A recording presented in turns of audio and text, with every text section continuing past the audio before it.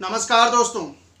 Corona काल में India और चाइना के रिश्तों में लगातार तनाव बना हुआ है और यह तनाव तब और बढ़ गया जब पता चला कि ईस्टर्न लद्दाख के गलवान वैली में एलएसी पर इंडिया और चाइना के सोल्जर्स के बीच खूनी संघर्ष हुआ है, जिसमें इंडियन आर्मी के 20 जवान शहीद हो गए।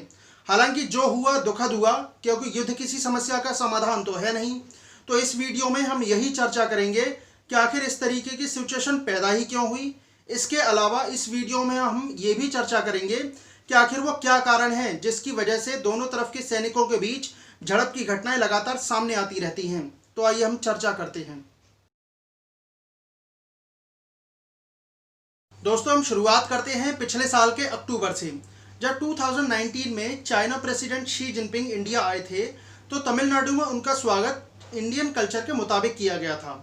दोस्तों, मैं आपको ये भी बता दूं कि पिछले 6 साल में प्राइम मिनिस्टर नरेंद्र मोदी और शी जिनपिंग के बीच ये 18वीं मुलाकात थी, लेकिन उसके बावजूद भी दोनों देशों के रिश्ते कैसे हैं ये हम सभी के सामने हैं।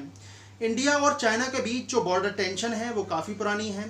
इतने सालों बाद भी दोनों देशों के बीच कोई परमानेंट बॉर्डर नहीं है, केवल एक एलएसी है जिसका दोनों देशों को पालन करना होता है। इस एलएसी पर दोनों ओर के जो सोल्जर्स हैं वो पेट्रोलिंग करते रहते हैं, लेकिन इनके लिए भी प्रोटोकॉल रूल्स तय कर दिए गए हैं। प्रोटोकॉल रूल्स के मुताबिक अगर एक पेट्रोलिंग ग्रुप दूसरे पेट्रोलिंग ग्रुप को देख लेता है तो ये आपस में मुंह से कुछ नहीं बोलते, बल्कि इनके पास बैनर होते हैं जिनका ये इस्तेमाल करते हैं। जैसे मान लीजिए, अगर इंडिया की तरफ से बैनर दिखाया जाता है तो इस पर यह लिखा होता है कि आप भारत के इलाके में हैं, आप वापस जाइए। उसी तरीके से अगर चाइना की तरफ से बैनर दिखाया जाता है तो उस पर यह लिखा होता है कि आप चीन के इलाके में हैं, आप वापस जाइए। ये जो बैनर होता है वो 8 से 9 फुट लंबा होता है, जिसके दोनों ओर डंडे लगे होते हैं। जब कोई भी पेट्रोलिंग ग्रुप पेट्रोलिंग कर रहा होता है तो इस बैनर को ऊपर उठाकर चला जाता है ताकि दूसरे ग्रुप को ये दूर से ही दिख जाए। लेकिन अक्सर ऐसा होता है कि इस बैनर को देखने के बावजूद भी जो दूसरे ग्रुप हैं, यानी अगर मान लीजिए अगर इंडिया के अगर सैनिक पेट्रोलिंग कर रहे हैं और उन्होंने अपना बैनर दिखाया है चाइना के सोल्जर को, लेकिन उसके बावजूद भी चाइना के सोल्जर नहीं पीछे हट रहे हैं, तो इसका नतीजा झड़पों के रूप में सामने आता रहता है। इन सैनिकों के पास हथियार भी होते हैं, लेकिन ये उनका इस्तेमाल नहीं करते। जैसे अभी ये जो झड़प हुई है, हालांकि ये खूनी संघर्ष में बदल गया है, ये जो मामला हुआ है इनमें भी हथियारों का इस्तेमाल नहीं किया गया है। दोस्तों, अगर हम हिस्टोरिकली देखें तो इंडिया और चाइना के बीच जो डिस्प्यूट हैं ये काफ़ी लंबे समय से चले आ रहे हैं। इसके लिए हम कई पहलुओं पर विचार कर सकते हैं। जैसे इंडिया लगातार बॉर्डर के पास सड़क बना रहा है, हो सकता है कि ये भी कारण हो डिस्प्यूट का। इसके अलावा अगर हम बात करें गलवान वैली की तो इसमें अक्सर शांति रहती है, लेकिन अब ये एक हॉटस्पॉट बन चुका है क्योंकि इंडिया ने श्योक रिवर से लेकर दौलत बेग ओल्डी तक एक सड़क बना ली है। इस दुर्गम इलाके में इंडिया द्वारा सड़क बना लेना हो सकता है चाइना को नागवार गुजरा हो। इसके अलावा अगर हम इंडियन मैप की बात करें, जब इंडियन गवर्नमेंट ने जम्मू कश्मीर के विशेष दर्जे को खत्म किया तो इंडिया ने 2 नई यूनियन टेरिटरीज दिखाए, जो थे जम्मू कश्मीर और लद्दाख, जिसमें अक्साई चिन को भी अपने मैप में दिखा दिया गया। इसके लिए भी चाइना इंडिया से नाखुश है। अगर हम बात करें गलवान वैली की तो गलवान वैली अक्साई चिन में मौजूद है और अक्साई चिन एक डिस्प्यूटेड एरिया है। यहीं से होकर एलएसी गुजरती है जो कि अक्साई चिन को इंडिया से अलग करती है। ये जो एरिया है दोस्तों, ये इंडिया के लिए काफ़ी महत्वपूर्ण है क्योंकि 1962 में ये युद्ध का एक केंद्र रह चुका है।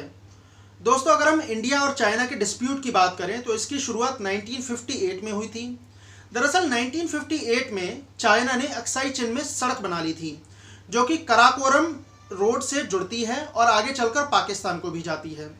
जब ये सड़क बन रही थी तब तो इंडियन गवर्नमेंट ने इस पर ध्यान दिया नहीं। जब ये सड़क बन गई तब के प्रधानमंत्री जवाहरलाल नेहरू ने इस पर अपनी आपत्ति दर्ज कराई, लेकिन उसके बावजूद भी कोई मिलिट्री ऑपरेशन शुरू नहीं किया गया था। इसलिए तभी से इंडिया लगातार कहता आ रहा है कि चीन ने अक्साई चिन को हड़प लिया है। आज जो ये डिस्प्यूट सामने आ रहे हैं, लगातार झड़पें सामने आ रही हैं, इसका एक मुख्य कारण ये है कि आज इंडिया अपनी ज़मीन पर अपना हक जता रहा है। ये चाहे पीओके की बात हो या फिर गिलगित या फिर बाल्टिस्तान की बात हो, या फिर अगर हम अक्साई चिन की बात करें तो लगातार उस पर अपना हक जताया जा रहा है, जिसका नतीजा हम सभी के सामने है। अगर हम इंडिया की एफडीआई रूल की बात करें तो ये भी एक कारण हो सकता है डिस्प्यूट का, क्योंकि अभी पिछले दिनों इंडियन गवर्नमेंट ने FDI रूल को उन पड़ोसियों के लिए बदल दिया है जिनके बॉर्डर इंडिया से मिलते हैं। इसका मतलब ये है कि अगर कोई विदेशी कंपनी यानी कोई पड़ोसी देश की कंपनी अगर इंडियन कंपनी में निवेश करती है तो उससे पहले उसे सरकार की मंजूरी लेनी होगी। जाहिर सी बात है, इंडिया का सबसे ज़्यादा व्यापार चाइना के साथ होता है, तो इसका असर भी सबसे ज़्यादा चाइना पर ही होगा। तो ये कुछ बदलाव हैं जिनके आधार पर कहा जा सकता है कि इंडिया और चाइना के बीच जो डिस्प्यूट उभरे हैं उनका एक ये मुख्य कारण हो सकते हैं। दोस्तों, इंडिया और चाइना के बीच कई डिस्प्यूटेड एरिया हैं जिन पर लंबे समय से विवाद चला रहा है। इन विवाद को कम करने के लिए ही 2005 और 2013 में प्रोटोकॉल रूल्स भी तय कर दिए गए हैं। इन प्रोटोकॉल रूल्स के मुताबिक अगर मान लीजिए सीमा पर विवाद होता है तो 48 घंटे के भीतर ही एक फ्लैग लेवल की मीटिंग की जाती है। इस मीटिंग का मकसद यही होता है कि जो भी विवाद है वो तूल ना पकड़े, यानी जो भी विवाद है उसे वहीं के वहीं खत्म कर दिया जाए। दोस्तों, आप ये मैप देख सकते हैं, इसमें जो येलो कलर का पोर्शन है ये इंडिया और चाइना के बीच डिस्प्यूटेड एरिया है। इंडिया चाइना से 3488 किलोमीटर की सीमा साझा करता है।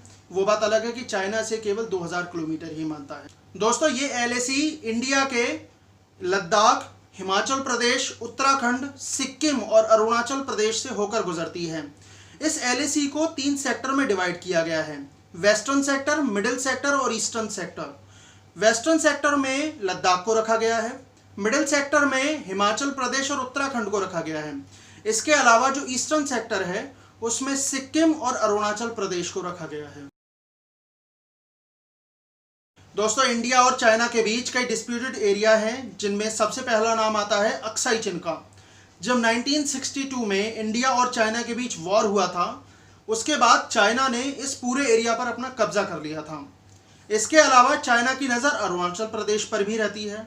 चाइना का कहना है कि जो अरुणाचल प्रदेश है वो साउथ तिब्बत का हिस्सा है। चाइना का तो ये भी कहना है कि जब 1914 में ब्रिटिश इंडिया और तिब्बत के रिप्रेजेंटेटिव के बीच जब ये एग्रीमेंट हुआ था तब वो वहाँ पर मौजूद ही नहीं था। 1914 में तिब्बत एक बेहद कमज़ोर मुल्क था लेकिन इंडिपेंडेंट था। वो बात अलग है कि चाइना ने इसे कभी इंडिपेंडेंट माना ही नहीं।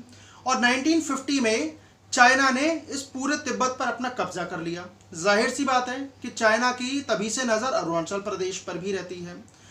चाइना अरुणाचल प्रदेश और तिब्बत के बीच जो मैकमोहन लाइन है उसको भी नहीं मानता है, जिसका नतीजा इंडिया और चाइना के जो सोल्जर हैं उनमें झड़पों के रूप में सामने आता रहता है।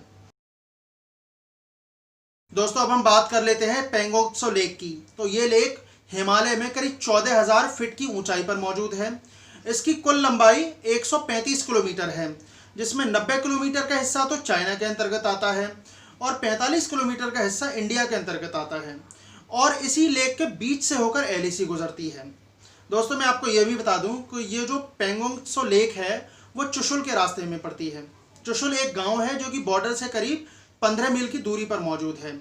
दोस्तों, ये जो पेंगोंग त्सो लेक है इसके नॉर्थ एज पर कई छोटी छोटी पहाड़ियां हैं जिनको फिंगर्स कहा जाता है। जो इंडिया का हिस्सा है वो फिंगर 4 तक माना जाता है, लेकिन इंडियन सोल्जर फिंगर 8 तक पेट्रोलिंग करते रहे हैं क्योंकि फिंगर 8 पर ही चाइना की चौकी मौजूद है। लेकिन अगर हम चाइना की बात करें तो चाइना फिंगर 2 तक अपना एरिया मानता है। यही एक वजह है यहाँ पर विवाद की, जिसका नतीजा झड़पों के रूप में सामने आता रहता है। दोस्तों, अब बारी आती है डोकलाम की। तो आपको याद होगा कि 2017 में डोकलाम मामला काफ़ी ज़्यादा सुर्खियों में रहा था।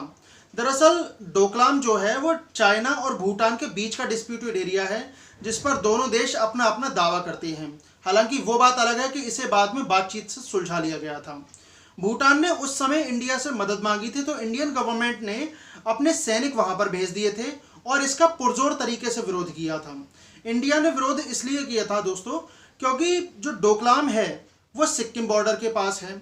अगर मान लीजिए चाइना डोकलाम में अपनी सड़क बना लेता तो उसकी पहुंच नॉर्थ ईस्ट स्टेट तक भी हो सकती थी, जो कि इंडिया कभी नहीं चाहता है। दोस्तों, अब हम बात कर लेते हैं तवांग की। तो तवांग इलाका जो है वो इंडिया और चाइना के बीच का डिस्प्यूटेड एरिया है। ये अरुणाचल प्रदेश में मौजूद है और बौद्धों का एक धर्म स्थल भी है। वो बात अलग है कि चाइना इसे तिब्बत का हिस्सा मानता है। चाइना का कहना है कि तवांग और तिब्बत में बहुत ज़्यादा कल्चरल सिमिलैरिटी है। चाइना की तो ये भी मंशा है कि जिस तरीके से तिब्बत पर अपनी पकड़ बनाई गई है उसी तरीके से तवांग पर भी अपनी पकड़ बनाई जाए, ताकि जो बौद्ध स्थल हैं उनको भी अपने कब्जे में लिया जा सके। दोस्तों, मौजूदा हालात को देखते हुए लगातार ये मांग उठ रही है कि इंडियन मार्केट से चाइना के सामान को या तो बिल्कुल खत्म किया जाए या फिर चाइना पर निर्भरता बहुत कम की जाए। लेकिन दोस्तों, मैं आपको बता दूं कि चाइनीज सामान को इंडिया से हटाना इतना आसान नहीं है। उसका एक मुख्य कारण है WTO। WTO में इंडिया और चाइना दोनों ही मेंबर हैं और WTO रूल्स के मुताबिक एक देश दूसरे देश से बिजनेस या फिर इंपोर्ट पर रोक लगा ही नहीं सकता। अगर आज इंडिया चाइना के सामान पर रोक लगाता है तो चाइना भी तो इंडिया के सामान पर रोक लगा सकता है। आज के समय में इंडिया के पास अभी वो टेक्नोलॉजी नहीं है कि वो सभी सामान अपने यहाँ पर डेवलप कर ले। इंडिया को ज़्यादा से ज़्यादा इंपोर्ट पर ही निर्भर रहना पड़ता है, चाहे तो LCD हो, लैपटॉप हो, AC हो या फिर फ़ोन हो। ज़्यादा से ज़्यादा ये चाइना से ही इंपोर्ट किए जाते हैं। हमारे यहाँ पर यानी इंडिया में इतने बड़े स्तर पर दवा का कारोबार होता है, लेकिन दोस्तों हकीकत ये है कि इसका जो रॉ मटेरियल है वो ज़्यादा से ज़्यादा चाइना से ही इंपोर्ट किया जाता है।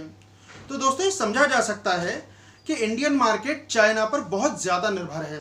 दोस्तों, इंडिया चाइना को कॉटन, तांबा, हीरा और अन्य प्राकृतिक रत्न एक्सपोर्ट करता है, जबकि चाइना से मशीनरी, टेलीकॉम इक्विपमेंट, बिजली का सामान, ऑर्गेनिक केमिकल और खाद इंपोर्ट किए जाते हैं। इंडिया चाइना के लिए बहुत बड़ा बाजार तो है, लेकिन ये इंडिया के लिए घाटे का ही सौदा है। BBC के आंकड़े बताते हैं कि 2018 में दोनों देशों के बीच 95 अरब डॉलर से ज़्यादा का व्यापार हुआ। लेकिन भारतीय विदेश मंत्रालय की वेबसाइट बताती है कि 2018 में इंडिया ने करीब 19 अरब डॉलर का एक्सपोर्ट किया। इसमें कुल इंडिया को जो घाटा हुआ था वो 58 अरब डॉलर के करीब रहा। तो ये कह सकते हैं कि इंडिया और चाइना में व्यापार ज़रूर होता है, लेकिन ये इंडिया के लिए किसी घाटे से कम नहीं है। अगर हम दोनों के इन्वेस्टमेंट की बात करें तो उसमें भी बहुत ज़्यादा फ़र्क है।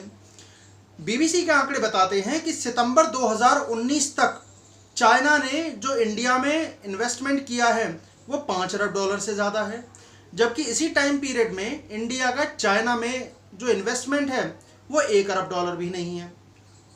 इनके व्यापार में भी फ़र्क है, इनके इन्वेस्टमेंट में भी फ़र्क है। जाहिर सी बात है, इंडिया को काफ़ी घाटा भी होता है। यानी अगर चाइना के साथ सबसे ज़्यादा व्यापार होता है तो उसका घाटा भी सबसे ज़्यादा इंडिया को ही उठाना पड़ता है। दोस्तों, इंडिया के पास इस समय एक विकल्प है। जिस तरीके से भारत में ये मांग उठ रही है कि चाइनीज़ सामान को इंडियन मार्केट से हटा दिया जाए, ये एक ही शर्त पर हो सकता है। या तो इंडिया उस सामान को अपने यहाँ पर मैन्युफैक्चर करने लग जाए या फिर विकल्प के तौर पर किसी दूसरे देश से खरीदने लग जाए।